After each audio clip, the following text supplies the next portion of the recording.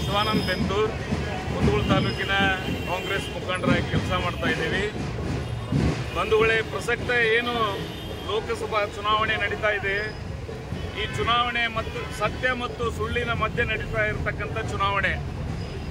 ಸತ್ಯ ಏನು ಅಂತಂದರೆ, ಕಾಂಗ್ರೆಸ್ ಪಕ್ಷ ಈ ದೇಶದ ಇತಿಹಾಸ 1885ರಲ್ಲಿ ಈ ಕಾಂಗ್ರೆಸ್ ಪಕ್ಷ ಹುಟ್ಟಿದ್ದೇ ಈ ದೇಶದ ಸ್ವಾತಂತ್ರ್ಯಕ್ಕಾಗಿ. ಬಂಧುಗಳೇ, ಈ ಒಂದು ಕಾಂಗ್ರೆಸ್ ಪಕ್ಷದಿಂದ ಈ ದೇಶ ಸ್ವತಂತ್ರವಾಯಿತು. ಅದು ಎಷ್ಟು ಸತ್ಯನೋ, ನೆಹರು ಅವರ ಕಾಲದಲ್ಲಿ ಎಲ್ಲ ದೇಶದಲ್ಲಿ ಅವರು ಪ್ರಥಮ ಪ್ರಧಾನಮಂತ್ರಿ ಆದಾಗ 560 ಸಾಮಂತರು ರಾಜರು ಇರ್ತಕ್ಕಂಥ ಈ ದೇಶದೊಳಗೆ ಬರೀ 186 ಕೋಟಿ ಆಯವ್ಯಯವನ್ನ ಹಣವನ್ನ ಇಟ್ಟುಕೊಂಡು ಈ ದೇಶದ ಅಭಿವೃದ್ಧಿ ಮಾಡಬೇಕಂತ ಹೊಂಟಾಗ ಪ್ರಧಾನಿ ನೆಹರು ಅವರು ಇಡೀ ದೇಶದಲ್ಲಿ ಇವತ್ತು KRS ಅಣೆಕಟ್ಟು ಕಟ್ಟದರವರು, ಹೊಸಪೇಟೆ ಡ್ಯಾಮ್ ಕಟ್ಟದರವರು, ಆಲಮಟ್ಟಿ ಡ್ಯಾಮ್ ಕಟ್ಟದರವರು, ಇಡೀ ದೇಶಾದ್ಯಂತ ಡ್ಯಾಮ್ಗಳನ್ನು ಕಟ್ಟಿದ್ರು, ಯೂನಿವರ್ಸಿಟಿಗಳನ್ನು ಕಟ್ಟಿದ್ರು, ಶಾಲೆಗಳನ್ನು ಕಟ್ಟಿದ್ರು, ಅಂಗನವಾಡಿಗಳನ್ನು ಕಟ್ಟಿದ್ರು. ಬಂಧುಗಳೇ, ಮೋದಿಯವರು ಹೇಳ್ತಿದ್ದಾರೆ ಇವರು ಬಂದ ಮೇಲೆ ದೇಶ ವಿಕಾಸ ಆಯಿತು ಅಂತ. ಇದೆಲ್ಲ ಸುಳ್ಳು. ಸನ್ಮಾನ್ಯ ಶ್ರೀಮತಿ ಇಂದಿರಾ ಗಾಂಧಿ ಅವರನ್ನ ವಾಜಪೇಯಿ ಅವರು ಹೊಗಳಿದ್ದಾರೆ, ಸಂಸತ್ನಲ್ಲಿ ದುರಿಗೆ ಅಂತ ಹೇಳಿದ್ದಾರೆ. ನೆನಪಿಸ್ಕೊಳ್ಳಿ ಬಿಜೆಪಿಯವರೇ, ನೀವು ಸುಳ್ಳು ಹೇಳ್ತಿದ್ದೀರಿ. ನೀವು ಯಾರ ಮೇಲೆ ಯುದ್ಧ ಸಾರಲಿಲ್ಲ, ಯಾರ ಮೇಲೆ ಯುದ್ಧ ಗೆಲ್ಲಿಲ್ಲ. ಆದರೆ ಸನ್ಮಾನ್ಯ ಶ್ರೀಮತಿ ಇಂದಿರಾ ಗಾಂಧಿ ಅವರು ಅಮೆರಿಕ, ಚೈನಾದಂಥ ಬಲಿಷ್ಠ ರಾಷ್ಟ್ರ ಪಾಕಿಸ್ತಾನವನ್ನು ಬಾಂಗ್ಲಾದೇಶ ಮಾಡಿರ್ತಕ್ಕಂಥ ದಿಟ್ಟ ಮಹಿಳೆ ಇಂದಿರಾ ಗಾಂಧೀಜಿಯವರು. ಇದನ್ನೆಲ್ಲ ನಾವು ಮೋದಿಯವರಿಗೆ ಹೇಳಕ್ಕೆ ಬಹಳ ನಮಗೆ ಸಂತೋಷ ಅನ್ನಿಸ್ತದೆ. ಅವತ್ತು ವಿಶ್ವಸಂಸ್ಥೆ ಇಂದಿರಾ ಗಾಂಧಿಯವರಿಗೆ ಯಾವುದೇ ಒಂದು ಕಟ್ಟುಪಾಡನ್ನು ಹೇರಿದಾಗ ದೇಶದಲ್ಲಿ ಏನು ಅಮೆರಿಕ, ಚೈನಾದಂಥ ದೇಶಗಳು ಆಹಾರವನ್ನು ರಫ್ತು ಮಾಡುವುದನ್ನು ನಿಷೇಧ ಮಾಡಿದರು. ಅವಾಗ ಇಂದಿರಾ ಗಾಂಧಿಯವರು ಹಸಿರು ಕ್ರಾಂತಿಯನ್ನು ಮಾಡಿ ಇಡೀ ದೇಶದ ರೈತರನ್ನ ಬಲಿಷ್ಠಗೊಳಿಸಿದ್ರು. ಇದು ಗೊತ್ತಾ ಮೋದಿಯವರೇ ನಿಮಗೆ? ಇದಾದ ನಂತರ ಇಡೀ ದೇಶದಲ್ಲಿ ಎಲ್ಲ ಬಡವರು ಬರೀ ಅವರು ಕೂಲಿಗೆ ಮಾತ್ರ ಸೀಮಿತ ಆಗಿದ್ರು, ದುಡಿಯುವ ವರ್ಗ ಮಾತ್ರ ಆಗಿದ್ರು. ಅವರಿಗೆಲ್ಲ ಭೂಮಿ ಕೊಡಬೇಕಂತೇಳಿ ಉಳುವನೆ ಒಡೆಯ ಕಾನೂನನ್ನು ತಂದು ಇಡೀ ದೇಶಾದ್ಯಂತ ಎಲ್ಲರಿಗೂ ಜಮೀನು ಕೊಡಿಸಿರ್ತಕ್ಕಂಥ ಆ ಮಹಾತಾಯಿ ಮುಂದೆ ನೀವು ಯಾವುದಕ್ಕೆ ಸಮ ಆಗ್ತೀರಿ? ಮಹಾಸ್ವಾಮಿಗಳೇ, ದೇಶ ಅಭಿವೃದ್ಧಿ ಆಗುತ್ತೆ ಅಂತ ಹೇಳ್ತೀರಿ. 54 ಲಕ್ಷ ಕೋಟಿ ಸಾಲ ಮಾತ್ರ 70 ವರ್ಷದಲ್ಲಿ ನಾವು ಮಾಡಿದ್ವಿ. ಕೇವಲ ನೀವು 10 ವರ್ಷದಲ್ಲಿ 120 ಲಕ್ಷ ಸಾಲ ಮಾಡಿದ್ರಿ. ಇದೇನೇ ಸಾಧನೆ ನಿಮ್ಮದು? ಇದೇನಾ ನಿಮ್ಮದು GDP? ಮೋದಿಯವರೇ, ಸುಳ್ಳನ್ನ ನೀವು ಏನು ಹೇಳ್ತೀರಿ? ಇವತ್ತು ಜನ ಶಾಣೆ ಆಗಿದ್ದಾರೆ, ಎಲ್ಲ ಜನ ಎದ್ದು ಕುಂತಿದ್ದಾರೆ. ಈ ದೇಶಕ್ಕೆ ಏನಾದರೂ ಕೊಡುಗೆ ಕೊಟ್ಟಿದ್ರೆ ಅದು ಕಾಂಗ್ರೆಸ್ ಪಕ್ಷ ಮಾತ್ರ. ನೀವೆಲ್ಲ ಬರೀ ಸುಳ್ಳಿನ ಸಂಚೆಯನ್ನು ಕಟ್ಟಿ ಜನರನ್ನ ಮೋಸ ಮಾಡಕತ್ತೀರಿ. ಅದಕ್ಕೆ ನಮ್ಮ CM ಇಬ್ರಾಹಿಂ ಅವರು ಒಂದು ವೇದಿಕೆ ಮೇಲೆ ಹೇಳ್ತಾ ಇದ್ರು, ದಿಸ್ ದೇಶ ಕಾ ರಾಜ ವ್ಯಾಪಾರಿ रहते हैं, उस देश का जनता भिखारी बन जाता है ಅಂತ ಒಂದು ಮಾತನ್ನ ಇವತ್ತು ನಾನು ನೆನಪಿಸಕ್ಕೆ ಇಷ್ಟಪಡ್ತಿದ್ದೀನಿ. ನೀವೆಲ್ಲ ವ್ಯಾಪಾರಕ್ಕಾಗಿ ದೇಶವನ್ನ ಬಳಸ್ಕೊತಾ ಇದ್ರಿ, ಇದು ಜನರಿಗೆ ತಿಳಿದಿದೆ. ವಿದ್ಯಾವಂತ ಯುವಕರೇ, ನೀವೆಲ್ಲ ಮೋದಿಯ ಭಕ್ತಿಯನ್ನು ದೂರ ಮಾಡಿ ಈ ದೇಶದ ಇತಿಹಾಸವನ್ನು ಓದಿ, ಕಾಂಗ್ರೆಸ್ ಕೊಟ್ಟಿರ್ತಕ್ಕಂಥ ಕೊಡುಗೆಯನ್ನು ಓದಿ. ಸನ್ಮಾನ್ಯ ಲಾಲ್ ಬಹದ್ದೂರ್ ಶಾಸ್ತ್ರಿ ಅವರು ಅವರಿಗೆ 40 ರೂಪಾಯಿ ಮಾಸಿಕ ಧನ ಕೊಟ್ಟರೆ ಅದರಲ್ಲಿ 10 ರೂಪಾಯಿ ನನಗೆ ಕೊಡಕತ್ತಿದ್ದು ಹೆಚ್ಚಿಗೆ ಆಗಿತ್ತು ಅಂತ ಸರ್ಕಾರಕ್ಕೆ ಬರೆದಂಥ ಕಾಂಗ್ರೆಸ್ಸಿನ ಪ್ರಧಾನಮಂತ್ರಿಗಳು ನಮ್ಮಲ್ಲಿದ್ದಾರೆ. ಆದರೆ ನೀವು ದಿನಕ್ಕೆ ಒಂದು ಶೂಟ್ ಹಾಕ್ತೀರಿ, ಅದನ್ನು ಮತ್ತೆ ಮರನೇ ದಿನ ಹಾಕೋದಿಲ್ಲ. ನಿಮ್ಮ ಬರೀ ಫೋಕಸ್ ಮಾಡೋಕ್ಕೆ ಕೋಟಿಗಟ್ಟಲೆ ಖರ್ಚು ಮಾಡ್ಕೊಂತೀರಿ. ಇವತ್ತೇನು ಮಾಡಿದಿರಿ ಅಂತಂದರೆ, ದೇಶದ CBI, ED ಮತ್ತು ಇತರೆ ಮಾಧ್ಯಮ ಎಲ್ಲವನ್ನು ನಿಮ್ಮ ಹತೋಟಿ ಒಳಗೆ ಇಟ್ಕೊಂಡು ದೇಶಕ್ಕೆ ಮಂಕು ಬೂದಿ ನೀವು ಹಚ್ಚಲಿಕ್ಕೆ ಪ್ರಯತ್ನ ಮಾಡ್ತಾ ಇದ್ದೀರಿ. ಮೋದಿಯವರೇ, ಇದು ನಡೆಯಂಗಿಲ್ಲ. ದೇಶದ ಜನತೆ ಎಚ್ಚೆತ್ತುಕೊಂಡಿದ್ದಾರೆ. ನಿಶ್ಚಳವಾಗಿ NDAಗೆ ವಿರುದ್ಧವಾಗಿ ಏನು ಮಿತ್ರ ಪಕ್ಷಗಳು ಇಂಡಿಯಾ ಕೂಟ ಇದೆ, ಇದೇ ದೇಶದಲ್ಲಿ ಆಡಳಿತಕ್ಕೆ ಬರುತ್ತೆ. ಸನ್ಮಾನ ರಾಹುಲ್ ಗಾಂಧಿ ಅವರು ಅಥವಾ ಪ್ರಿಯಾಂಕಾ ಗಾಂಧಿ ಅವರು ಇಬ್ಬರ ನಾಯಕತ್ವದಲ್ಲಿ ನಾವು ಈ ಮಲ್ಲಿಕಾರ್ಜುನ ಖರ್ಗೆ ಅವರ ನಾಯಕತ್ವದಲ್ಲಿ ಈ ದೇಶದಲ್ಲಿ ಪಕ್ಷ ಬಲಿಷ್ಠವಾಗಿ ಬೆಳೀತಾ ಇದೆ. ಇದರ ಭಯ ಇಂಡಿಯಾ ಕೂಟದಲ್ಲಿ ಆಗಿದೆ. ಎಲ್ಲ ನಮ್ಮ ಭಾರತ ದೇಶದ ಎಲ್ಲ ಮತದಾರರಲ್ಲಿ ನಮ್ಮ ವಿನಂತಿ ಏನಂತಂದ್ರೆ, ಕಾಂಗ್ರೆಸ್ ಪಕ್ಷಕ್ಕೆ ಶಕ್ತಿ ಕೊಡಿ ಅಂತ ಕೇಳ್ತಾ ನಾನು 2 ಮಾತನ್ನು ಮುಗಿಸ್ತಾ ಇದ್ದೀನಿ. ಭಾರತ ದೇಶಕ್ಕೆ ತಮ್ಮ ಶಹೀರು ಪ್ರಾಣ ಕೊಟ್ಟರು. BJP ಅವರು ಇನ್ನೂ ತಕ್ಕ ಒಬ್ಬರು BJP ಅವರು ಇನ್ನೂ ತಕ್ಕ ಒಬ್ಬರು ಯಾರು ನಮ್ಮ ದೇಶಕ್ಕೆ ಆಗಲಿ ನಮ್ಮ ರಾಜ್ಯಕ್ಕೆ ಆಗಲಿ ಯಾರು ಪ್ರಾಣ ಕೊಟ್ಟಿಲ್ಲ. ಬರ್ಲಿ ಬರ್ರಿ ಅವಸರ ಅಂತ ವ್ಯಕ್ತಿ ಒಳಗ ನಮ್ಮ ನಮ್ಮ ಮಾಜಿ ಶಾಸಕರು ಅಜಿ ಸಂಜಯ್ ಸಾಬ್ ಬರ್ದಾರ ಅವರು ಸರ್ ಮಿಟ ಇವತ್ತು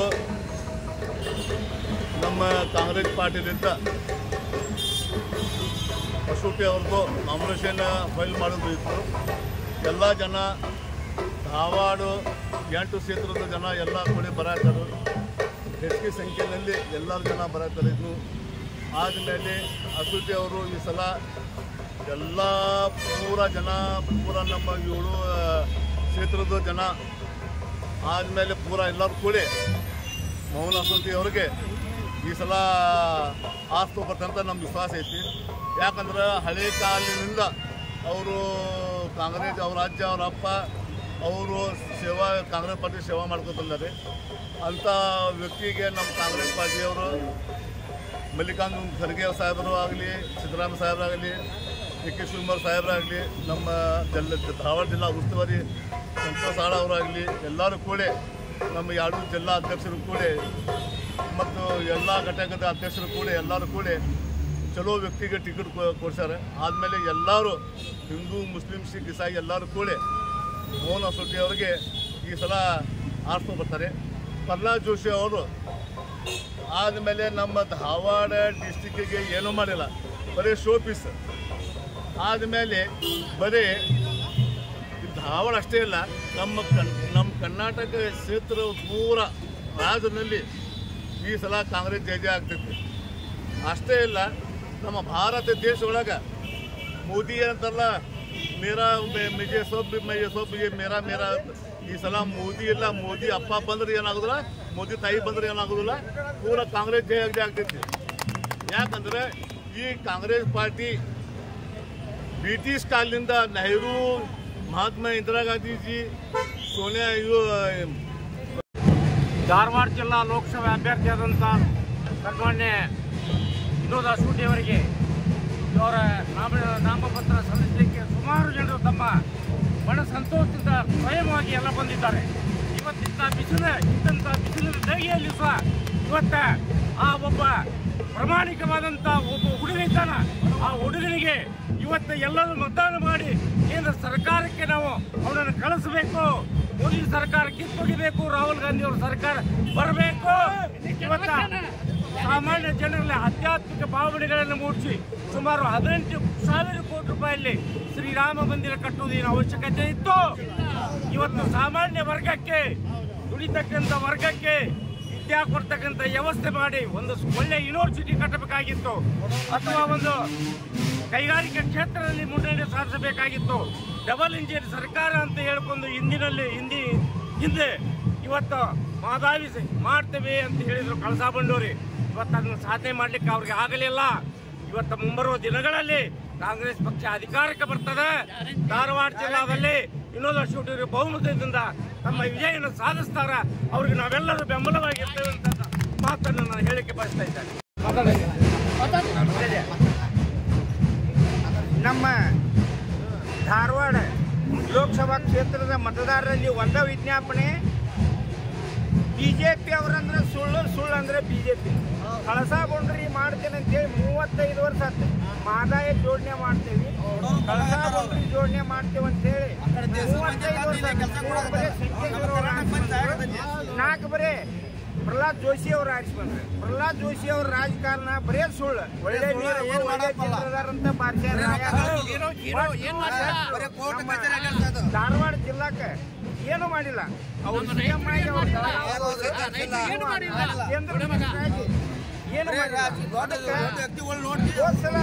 ಹಿಂಗಾರಿ ಮುಂಗಾರಿ ಸ್ವಲ್ಪ ಪೀಕ್ ಬಂದ್ರು ಪರಿಹಾರ ಬಂದಿತ್ತು. ಈ ಸಲ ಮುಂಗಾರಿಯಾಗಿ ಬಿತ್ತಿದ ಬೀಜ ಬಂದಿಲ್ಲ, ಪರಿಹಾರ ಕೊಟ್ಟಿಲ್ಲ. ಮತ್ತೊಂದಿತ್ತು ಏನ್ ಮಾಡಿದ್ ನಾವು ಜೋಶಿ ಕೇಳ್ಬೇಕಾಗಿತ್ತು ಅವನ್ನ. ಹಿಂಗಾರಿಗಿಲ್ಲ, ಈ ಸುಪ್ರೀಂ ಕೋರ್ಟಿಗೆ ಹೋಗಿ ಅವ್ರು ಕೆರೆ ತೋಡ್ಕೊಂಡು ಹಚ್ಚಾಗ ಹೌದು ಹಂಗ ಹಿಂಗ ಸರಿಯಾದ ದಾಖಲೆ ಕೊಟ್ಟಂತ ಹೇಳ್ತಾನ. ಜೋಶಿ ಕಳಸಾ ಬಂಡೂರಿ ಬಗ್ಗೆ ಟ್ರಿಬ್ಯುನಲ್ ಕೊಟ್ರು ಕಾಂಗ್ರೆಸ್ನವ್ರು ಬರೇ ಸುಳ್ಳು ಹೇಳುದ. ಅವ್ರು ಸುಳ್ಳ ಅವ್ರ ಮನೆದೇವ್ರು. ಅದಕ್ಕೆ ನೀವು ನಮ್ಮ ಧಾರವಾಡ ಜಿಲ್ಲಾ ಎಲ್ಲ ಮತದಾರರು ಈ ಸಲ 7ನೇ ತಾರೀಕಿಗೆ ನಿಮ್ಮ ಆಜು ಬಾಜು ಇದ್ದವರಿಗೆ, ನಿಮ್ಮ ಸಂಬಂಧಿಕರಿಗೆ ಫೋನ್ ಮಾಡಿ ಹೇಳಿ ಕಾಂಗ್ರೆಸ್ಸಿಗೆ ಒಂದು ಬಾರಿ ಬದಲಾವಣೆ ಮಾಡಿದ್ರೆ ನಮ್ಮ ದೇಶ ಬದಲಾವಣೆ ಆಗತ್ತೆ. ಮೋದಿ ಅಲ್ಲ, ಮೋದಿ ಅಪ್ ಬರ್ಲಿ, ಜೋಶಿ ಅವು ಬರ್ಲಿ, ಧಾರವಾಡ ಜಿಲ್ಲಾ ಮಾತ್ರ ಕೇಳಿ ಕಾಂಗ್ರೆಸ್ ಆಗಿ ಏನೈತಿ ಬಡವ್ರ ಬಗ್ಗೆ ಹೋರಾಡೋಣ. ನಾವು ಹೋರಾಡಿ ನಾವು ಬಡವ್ರಿಗೆ ಎಲ್ಲ ಇದು ಮಾಡೋರು. ನಾವು ಬಡವ್ರದ್ದು ದುಡ್ಡು ತಿಂದು ರಾಜಕೀಯ ಮಾಡೋರಲ್ಲ. ನಾವು ಬಡವ್ರಿಗೆ ಬದುಕಿಸೋರು. BJP ಅವ್ರ ಗತೆ ನಾವು ಬಡವ್ರದ್ದು ರೊಕ್ಕ ತಿನ್ಕೊಂಡು ಅಡ್ಡಾಡೋರಲ್ಲ. ಈಗ ನಾವು ಹೊಸಟಿಯವ್ರಿಗೆ ಎದಕ್ಕೆ ತರಕತ್ತೀವಿ? ಯಂಗ್ ಪರ್ಸನ್ ಇವ್ರಿಗೆ ಜೋಶಿ ಅವ್ರಿಗೆ ಏನೈತಲ್ಲ ವಯಸ್ಸಾಗೈತಿ, ಈಗ ಮುಗಿತವ್ರದ 4 ವರ್ಷ ಬಂದು ಹೋಗಿದ್ದು. ಈಗ ಅವ್ರು ಐದನೇ ಸಲ ಬರಂಗಿಲ್ಲ. ಇದು ಬರೋದು ಇಟ್ಕೊರಿ, ಯಾರು ಬರಂಗಿಲ್ಲ. ನಿಮ್ಮ ಹೆಸರು ಸರ್? ನಿಯಾಜ್ ನಿಪ್ಪಾಣಿ ಅಂತ ಹೇಳಿರಿ, ರಕ್ಷಣಾ ವೇದಿಕೆ ಜಿಲ್ಲಾ ಉಪಾಧ್ಯಕ್ಷ ಸರ್.